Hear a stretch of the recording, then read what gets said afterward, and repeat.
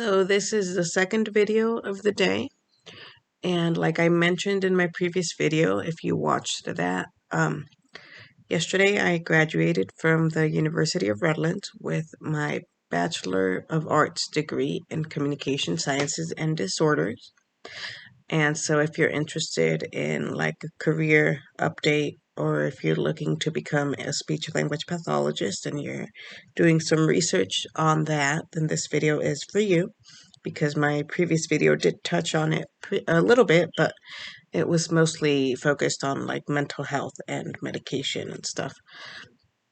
So I'm a non-traditional student, so I'm about to turn 32. I went back to school after I got married, got divorced, became a mom and all that. So my journey the path hasn't been linear, and it hasn't been easy. And I have cerebral palsy, and I was also diagnosed with major depressive disorder, ADHD, generalized anxiety disorder, and all these other things. So if I don't look happy in most of my videos, it's because at this point in time specifically, I'm going through one of my depressive episodes. So even though I should be overjoyed and jumping for joy that I finally completed my bachelor's degree and that I even got into a graduate school, it's not that I'm not thankful or happy about it necessarily. It's just that I'm trying to make it out of this depressive episode of mine.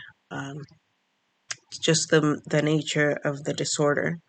Anyway, so I started off at community college, and I did my first 2 years at the community college, and this was way back in 2000. Actually, no, I graduated from high school. I got into a 4-year state university in California. So I went to the 4-year university for about a year, and I was not doing well. I kept failing algebra, and my head just wasn't in it at the time, I guess. So basically, they said, you need to complete these prerequisites at a community college, and then once you do that, we'll accept you back here, because my grades were not good at the time. So this was back when I was really young, so in around 2008. So from 2008 to 2009, I did my first year at the university, but I had no idea what I wanted to do. I thought maybe teaching, maybe something to do with writing, because I've always enjoyed writing fiction, poetry, and short stories in particular. But I didn't have a clear path at the time. So after that, in 2010, I transferred to my community college, and it was honestly the best decision of my life. So if you're fresh out of high school or you're about to graduate, don't let anybody tell you that you have to get into a 4-year college, that it's better because it's more prestigious. I mean, I don't know, it might be, but if there's anything I've learned, is that my years at the community college were the best years of my college experience, because um, it feels like a community. The professors were just so much more empathetic and understanding and supportive at the community college than at the university level. That was the experience for me anyway, and it was just so much cheaper, and I was able to graduate with no debt at all whatsoever. So I did my completed the prerequisites at the community college, and then I decided to stay there. I decided I didn't want to go back to the previous university that I was at. And I still wasn't sure what I wanted to do with my life, but I figured I would complete the general education courses, which is something that everybody has to do regardless of your major. So even if you don't know, it doesn't matter if you're majoring in biology, speech pathology, chemistry, English, everybody has to do a set of general education courses, which include your basics, math, English, literature, history, etc. So you might as well get those done at a community college. That's my advice to you.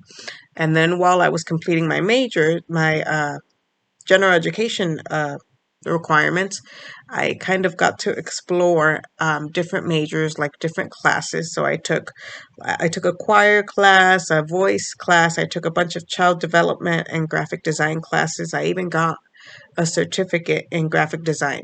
So I got my associates of arts, which means I completed the general education requirements, and I got a certificate in graphic design because I've been doing graphic design since I was like 15.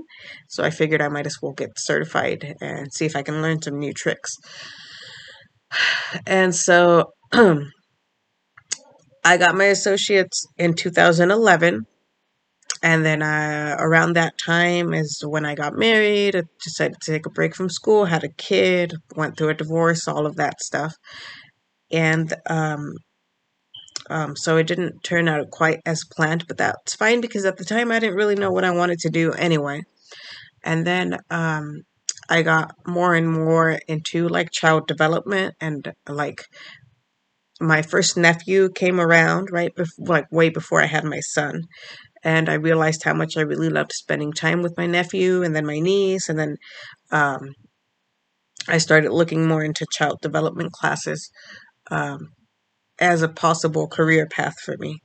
And so after that, I had my son. I went through like this whole ugly divorce and a bunch of stuff. And right around that time, I was diagnosed with generalized anxiety disorder, major depressive disorder, ADHD. Started on medication, started going through therapy. So I took about I took, let's see, like a 7 year break from school right after I got my associate's degree. But like all this stuff was happening, and I was really kind of working on myself and my mental health, and all these new diagnoses that I like had no idea about.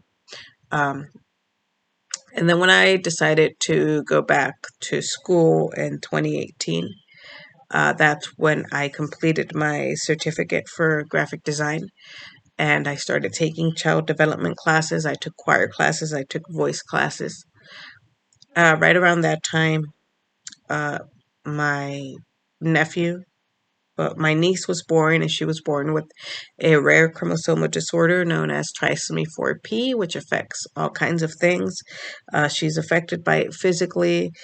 She can't, verbally, she can't communicate. And then my nephew was born, and he was born with a genetic, like a genetic seizure condition, and it also affects his speech and like other things.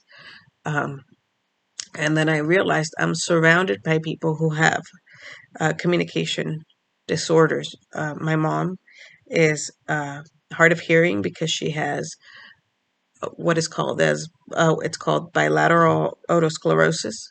So like an abnormal bone growth in her ear that kind of blocks the sound. So she relies a lot on like reading lips and all that kind of stuff. And then my dad has pretty much stuttered since childhood. And then me, I was also in speech therapy when I was young. So um, all of these things just kind of came together, and it became clear to me that this was what I wanted to do. I wanted to work with kids, and I wanted to help them break communication barriers to the best of my ability. So after I completed my certificate in graphic design at the community college, I applied to a couple of 4 year universities for speech language pathology programs. And at this point, I would be a transfer student. So if I'd been accepted, then I would be going over to the university, and I would only have to complete 2 years to get the bachelor's, since I already did the first 2 years of general education at the community college. So I applied to a couple universities, both private and public, and I got accepted to like two of the public schools and two of the private schools. And if you can, I definitely recommend that you go for a public school. Um, Even if it's not prestigious, if you don't know the name, doesn't matter. Don't get into unnecessary debt during your undergraduate experience. It's not worth it. Um, I would have gone to one of the public universities, but I don't drive, and I didn't. have anybody that I could count on to say, they'll drop me off at school and pick me up. Because both of these public universities I got into were at least an hour away from home. So I ended up having to go to a private university that was about 20 minutes from my house. And that was the University of Rutland. And I just graduated yesterday with my bachelor's in communication sciences and disorders. And I also, this past couple of months, I've been applying to graduate school, and I have a couple of videos um, talking about that. Uh, and I applied to a total of 6 schools. 2 of them rejected me, so they were public schools. So public schools are very difficult to get into when it comes to the master's programs because they're so much cheaper, and everybody's kind of competing for a spot. Um, and I got waitlisted for 3 of those programs, and then last Friday was it? No, last Tuesday. So today's April 24th, and on April 19th in the morning, I received an email from the undergraduate institution that I'm currently attending, the one that I just graduated from. I also applied to their program, and they had waitlisted me. And then on the 19th, they emailed me to let me know that I was off the wait list, and they offered me a spot in their program. And so, of course, I accepted. Now it's going to be expensive, and that's going to suck. Um, but just the fact that I got into a program is like awesome because it's ridiculously competitive to get in the first time around.